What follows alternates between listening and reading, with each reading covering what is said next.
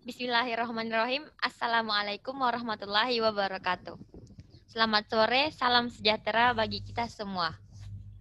Pertama-tama, marilah kita panjatkan puji syukur kehadirat Allah Subhanahu wa Ta'ala, karena atas berkah limpahan rahmat-Nya sehingga kami dapat menyelesaikan tugas WSBM Pekan 12.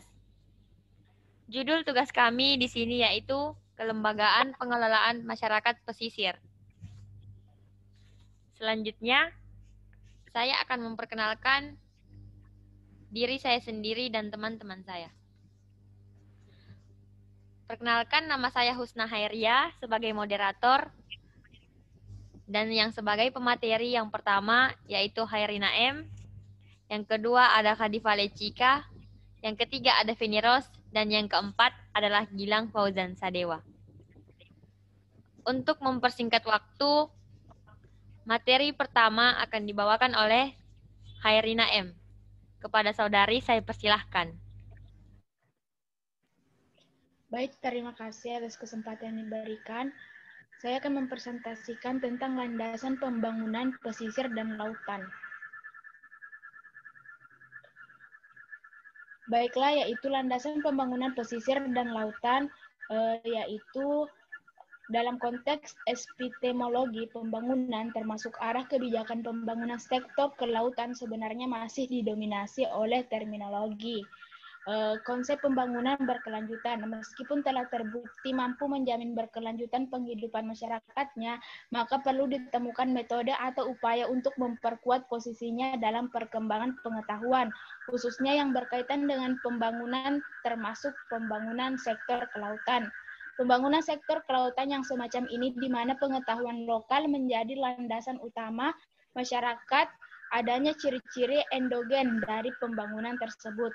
Ciri-ciri endogen tersebut dijelaskan oleh Friberg dan Hettner dalam Kusmanstanto, yaitu satu, bahwa unit sosial dari pembangunan itu haruslah suatu komunitas yang dibatasi oleh suatu ikatan budaya, dan pembangunan itu harus berakar pada nilai-nilai dan pranatanya. Yang kedua, adanya kemandirian, yakni setiap komunitas bergantung pada kekuatan dan sumber dayanya sendiri, bukan pada kekuatan luar. Yang ketiga, adanya keadilan sosial dalam masyarakat. Yang keempat, keseimbangan ekologis yang menyangkut kesadaran akan potensi ekosistem lokal dan batas-batasnya menyangkut kesadaran akan potensi.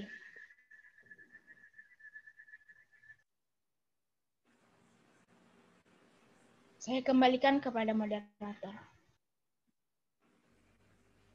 Baik, selanjutnya materi kedua akan dilanjutkan oleh Feni Ros dan Khadifa Lecika. Kepada saudari, saya persilahkan.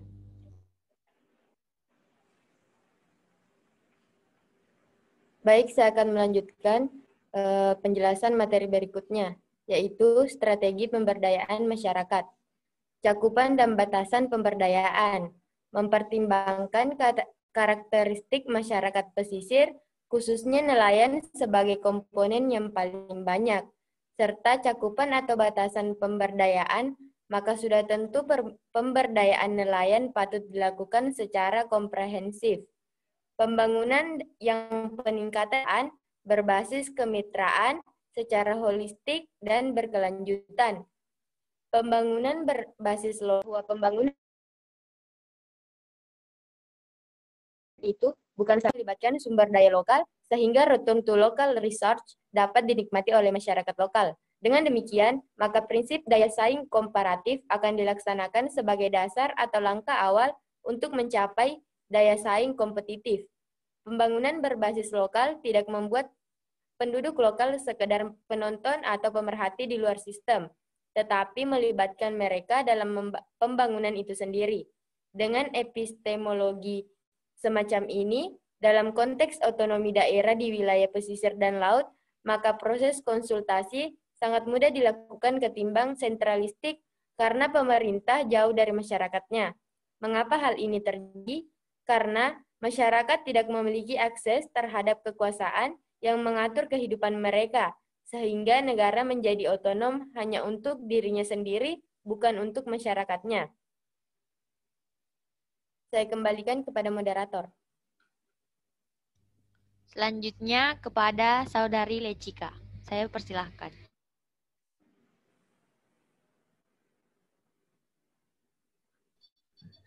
Oke, jadi selanjutnya saya akan membahas tentang pembangunan sebagai upaya pemberdayaan. Pembangunan yang berkelanjutan mencakup juga aspek ekonomi dan sosial. Keberlanjutan ekonomi berarti bahwa tidak ada eksploitasi ekonomi dari pelaku ekonomi yang kuat terhadap yang lemah. Dalam kaitannya ini, maka perlu ada kelembagaan ekonomi yang menyediakan, menampung, dan memberikan akses bagi setiap pelaku. Pembangunan yang berorientasi pada kesejahteraan menitik beratkan kesejahteraan masyarakat dan bukannya peningkatan produksi. Ini merupakan prinsip-prinsip yang dianut selama ini, yaitu bahwa pencapaian pembangunan lebih diarahkan pemenuhan target-target variabel ekonomi makronya. Pembangunan komprehensif yang diwujudkan dalam bentuk usaha kemitraan yang mutualistis antara orang lokal dengan orang yang lebih mampu. Pembangunan secara holistik ke dalam pembangunan mencakup semua aspek. Untuk itu, setiap sumber daya lokal patut diketahui dan didaya gunakan.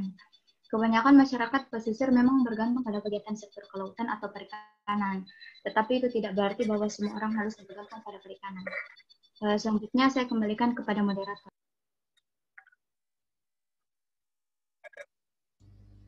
Baik, materi selanjutnya akan dibawakan oleh Saudara Gilang Fauzan Sadewa.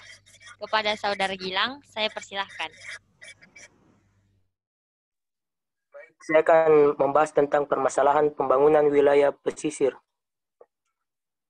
Pencemaran laut adalah masuknya atau dimasukkannya makhluk hidup, zat, energi, dan atau komponen lain ke dalam lingkungan laut oleh kegiatan manusia sehingga kualitasnya menurun sampai ke tingkat tertentu yang menyebabkan lingkungan laut tidak sesuai lagi dengan baku mutu dan fungsinya. Kerusakan fisik habitat wilayah pesisir dan lautan telah mengakibatkan penurunan kualitas ekosistem. Hal ini terjadi pada ekosistem mangrove, terumbu karang, dan rumput laut atau padang lamun. Kebanyakan rusaknya habitat di daerah pesisir adalah akibat dari aktivitas manusia seperti konversi hutan mangrove untuk kepentingan pemukiman, pembangunan infrastruktur dan perikanan tambah. Eksploitasi sumber daya secara berlebihan. Ada beberapa sumber daya perikanan yang telah dieksploitir secara berlebihan atau overfishing, termasuk udang, ikan palakis kecil, dan ikan karang. Hal ini terjadi terutama di daerah-daerah dengan penduduk padat, misalnya di Selat Malaka, pantai utara Pulau Jawa, Selat Bali, dan Sulawesi Selatan. Berikutnya, abrasi pantai. Ada dua faktor yang menyebabkan terjadinya abrasi pantai. Yang pertama, karena proses alami atau karena gerakan gelombang pada lantai terbuka. Yang kedua, aktivitas manusia. Kegiatan manusia tersebut, misalnya kegiatan penebangan hutan atau pertanian di lahan atas yang tidak mengindahkan konsep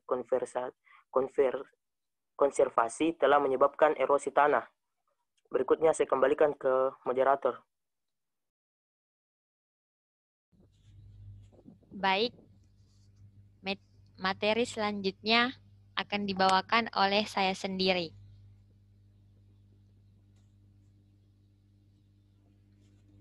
Kesimpulan dan saran.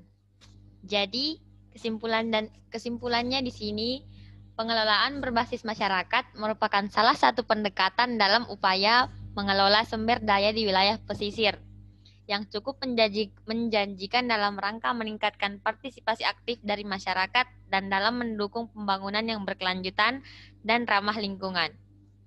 Setidaknya ada 4 keuntungan yang didapatkan dalam pengelolaan berbasis masyarakat.